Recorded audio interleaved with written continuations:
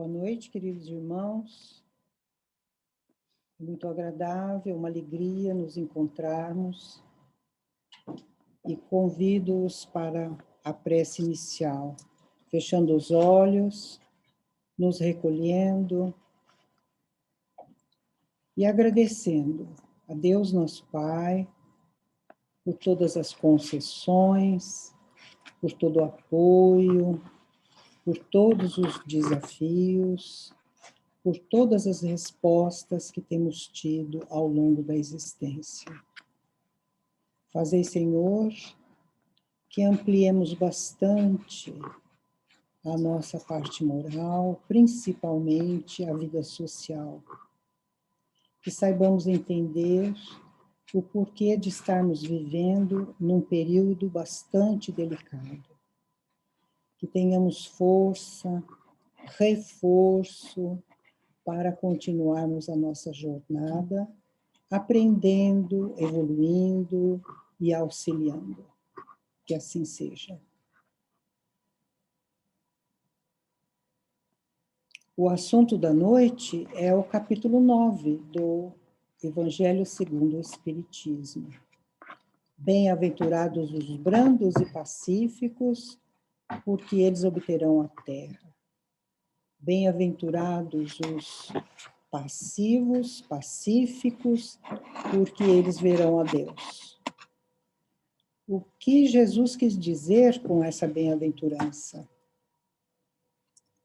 O que ele chamou de pacificidade, de brandura?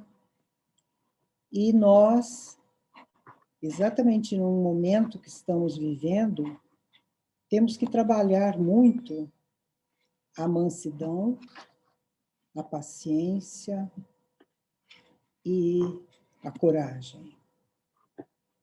O cristão, ele tem que manter o seu equilíbrio, ele tem que buscar reforço nas palavras de Jesus.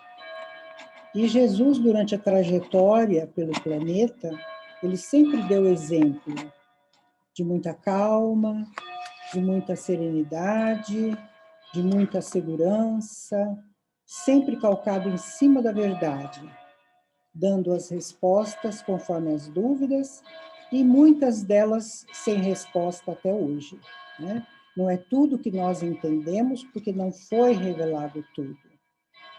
A revelação seria demais para nós naquela época, com a condição daquele momento de entendimento. Até hoje, 2021 anos depois da morte dele, muitas das afirmações nós temos que reflexionar, meditar, para entendermos e depois colocarmos na nossa vida prática. Esse evangelho é de Mateus, quem tiver a oportunidade de ler, e eu fiz um pequeno resumo. Por exemplo, quando ele fala das nossas atividades, ele diz da intenção. Então, tudo que fazemos está sempre envolto numa intenção. Intenção positiva, intenção negativa, intenção de servidão, intenção de surpresa. E essa intenção é tão importante que consta do nosso Código Penal, né? Conforme atenuada ou amplificada, a intenção muda totalmente a falta, né? A prova pela qual o indivíduo esteja passando. Então, vamos examinar no fundo mesmo do nosso ser as intenções que nós temos, nas respostas que damos, nas propostas que fazemos, no egoísmo que ainda existe em cada um, né? No egocentrismo que se revela em cada passo. Então, procurando nos entender melhor para mudar para melhor, mudar para escolhas morais mais elevadas, mais verdadeiras, buscando interpretar e viver a palavra de Jesus. Muitos de nós têm nos lábios um sorriso constante. Então, quando você encontra determinadas pessoas, elas parecem ser muito felizes, calorosas, amigas, sorridentes. Só que nós não sabemos o veneno que está nelas. Nós vamos reconhecer o veneno quando elas forem contrariadas. Então, numa simples contrariedade, o veneno aparece, porque o veneno é uma emoção do coração, é um sentimento. Então, o sorriso atenua até enquanto pode. Então, nós temos que manter esse sorriso, qualquer que seja a situação, de aceitação, de reprovação, de surpresa, de dificuldade, porque o sorriso nos faz bem e faz bem a todos que se encontram conosco, né? O sorriso abre portas, o sorriso é leve, é agradável, cabe em qualquer momento, em qualquer lugar. E nós estamos sorrindo muito pouco, né? O sorriso está desaparecendo porque o nosso coração está tóxico, está envenenado. Então, vamos livrar todo o nosso emocional dos aspectos negativos, dos medos, das fobias, das ansiedades e do pânico, para colocar no lugar a leveza, o entendimento. E para fazermos isso, temos que fazer uso da paciência. Nós temos que ter paciência para conosco, paciência para olhar para dentro e ficarmos assustados com o que encontramos, porém, com o desejo de mudança, com o desejo de corrigir-se. Podemos nos corrigir em função da nossa vontade. Todos nós temos desejos, vontades, necessidades, e estamos sempre em condição de mudança. A mudança é um trabalho profundo, mas consegue maravilhas, né? Quando nós temos o propósito de sermos mais humanos, humanizando o homem, já é uma mudança maravilhosa. O lugar dele é ocupado porque ele tem sentimentos, ele tem emoções, ele é sensitivo. Então, a parte humana do homem precisa ser resgatada. O mundo social levou o homem a uma frieza muito grande, sabe?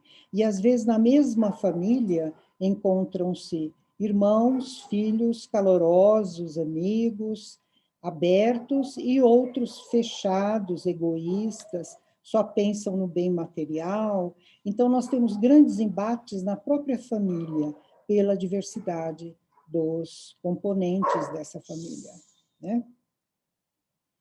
Temos também pessoas que fora de casa são amigáveis, muito de fácil convivência, mas temos dentro de casa essas mesmas pessoas com um comportamento de tiranos, verdadeiros déspotas.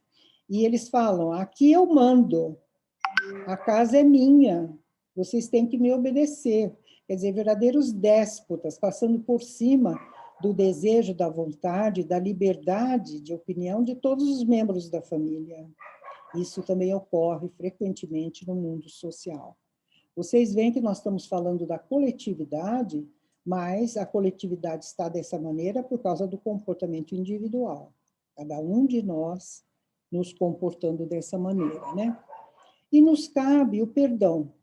Então, perdoar aqueles que ainda estão nessa fase do despotismo, da tirania, do autoritarismo, da imposição. Perdoar. E agradecer a Deus que nos colocaram, né, essas pessoas na nossa existência, muito próxima, às vezes junto de nós. Então, ao invés da revolta, de reclamarmos, de nos colocarmos como inimigos, nós perdoamos, atenuamos as falhas, entendemos, né, e agradecemos a Deus. Obrigado, Senhor, porque eu estou aprendendo muito com tal pessoa. Obrigado, Senhor, porque eu sou obrigada a ter uma paciência infinita quando eu não tenho respostas para as investidas do meu irmão de sangue, do meu pai, da minha mãe, Quando eu não tenho respostas, eu me calo, porque eu faço questão de manter a paz no meu lar. A paz, ela vem de dentro. Quando ela está conosco, ela vai para o ambiente. Mas se não somos pacíficos, que não sabemos cultivar a paz, nós temos defesas bruscas que nos levam a comportamentos violentos. A sociedade, às vezes, se comporta com violência, né? E violência contra violência. Então, temos que atenuar esse comportamento que não condiz com o cristianismo, não condiz com as revelações todas de Jesus, né? A obediência é um consentimento da razão. Então, quando nós temos pensado sobre tudo que nos acontece, nós temos que exercer, ampliar, exercitar a obediência. Então, disciplina, organização, obediência, tudo isso é campo da razão. Nós pensamos e agimos assim, né? Nós temos o capricho de dar as respostas conforme os estímulos que recebemos. Enquanto que a resignação é o consentimento do coração. Então, fazemos essa distinção. O consentimento do coração é a parte emocional, é a parte da integração nossa pela coesão, pela união, pelo compromisso que temos de levar a paz onde estivermos. Estamos dentro de casa, fora de casa, vamos nos manter pacíficos, né? Uma ocasião, eu moro numa esquina, é difícil entrar na minha garagem, eu tenho que dar sinal, tenho que olhar para cima e para baixo, porque é uma rua com as duas mãos. E eu olhei, não vi nada, fiz a curva para entrar na garagem, aí parou do meu lado, assim, um motoqueiro que levantou o capacete e falou: como que a senhora corta a minha frente? Na hora eu pensei, mas eu não vi, ele veio em velocidade, então. Aí eu me contive, olhei para ele e falei: olha, você perdeu uma oportunidade maravilhosa de ser gentil. Olha a sua idade, olha a minha. Olha o tempo que você tem de moto e o que eu tenho de carro. Tá certo que nós nos enganamos, erramos, mas a gentileza tem que prevalecer. Aí ele abaixou o capacete e saiu voando. Quer dizer, não gostou da resposta, mas é uma oportunidade que a gente tem de pacificar, de levar uma palavra amiga, apesar da agressão que ele teve comigo, né? Dizendo que eu cortei a frente dele. Será que cortei? Se eu cortei, ele que me perdoe, né? Ele que evitou a colisão, maravilha.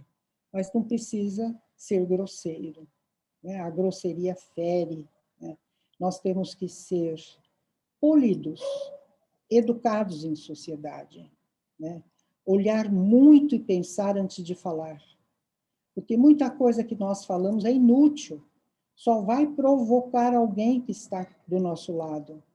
Respeitar o indivíduo cansado, respeitar o indivíduo que passou um dia atribulado. E esse respeito tem que ser mútuo. É aquele que sai e volta, é aquele que está sempre em casa, é aquele que sai esporadicamente. Nós estamos praticamente presos em casa, sem condição de muita liberdade, né? E isso não é agradável. Mas temos que trabalhar em nós o entendimento disso e praticarmos a disciplina, o cuidado no relacionamento, principalmente em torno. O que nós estamos fazendo com tudo que aprendemos? Quando que nós somos mansos? Quando que nós somos pacíficos? E quando perdemos esses sentimentos? Qualquer provocação nos vira do avesso. Quer dizer, nós deixamos aquele polimento e respondemos mal, né? Então, se a resignação é o consentimento do coração, envolve os melhores sentimentos. Então, vamos trabalhar em nós a brandura, a calma, a paciência, tudo que está nesse capítulo. Repetidas vezes os espíritos falam dessa importância, mas eles falam também de uma coisa que a gente nem quer ler, que se chama cólera. A cólera. Muitos são acometidos pela cólera, pela raiva, pelo ódio, pela promessa de uma maldade maior, né? A promessa do revide, a promessa da vingança. Então, esses sentimentos envenenam o ser humano. E a nossa sociedade tem de tudo, né? Tem de tudo. Nós temos que conviver com tudo. E o melhor mesmo é o entendimento. Porque se você tem uma atitude pacífica, o outro se desarma. Mas se você tem uma atitude mais ou menos correlata, se houve um investimento negativo e você responde também com a mesma negatividade, então a vibração abaixa, né? A energia fica pesada. Aí é muito difícil o refazimento, a harmonia outra vez, você pedir desculpas, você pedir perdão. É muito difícil tudo isso em nós. Então, o melhor é errar menos, pensar muito, falar pouco, e termos um comportamento coerente com o pensamento e com a palavra, né? E sermos bastante coerentes nas nossas atitudes. Muitos nos observam, muitos, encarnados, desencarnados. Nós estamos ensinando sempre e aprendendo sempre, não é? Tudo está exposto, cabe a nós buscar para cada situação o que nos serve e desprezar o que não nos serve. Essa triagem é pessoal, né? Cada qual faz por si só. E nós temos uma coisa linda em nós, que é a lei do progresso. Queremos sempre melhorar, queremos sempre evoluir. E para isso temos que nos entender, nos conhecer, fazer autoanálise, pesquisar em nós o que está sobrando, o que está faltando, o que deve ser modificado. Esse conhecimento de si mesmo é o primeiro passo para a correção. Então, corrigir-se, né, constantemente.